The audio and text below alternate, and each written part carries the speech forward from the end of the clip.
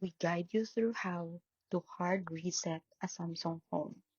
So the first thing you need to do is to powering off your device completely, then pressing and holding the volume up button along with the power button simultaneously until the Samsung logo appears, which bring you into the recovery mode.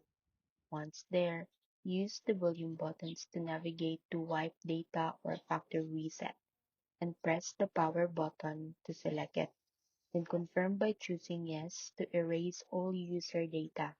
After the process completes, select Reboot System Now to restart your phone, making sure you have backed up any important files beforehand since this will permanently delete everything on your device. And remember, if your phone has a Samsung account link, you'll need your credentials to set it up again. Following these steps ensure your Samsung phone returns to its original factory settings quickly.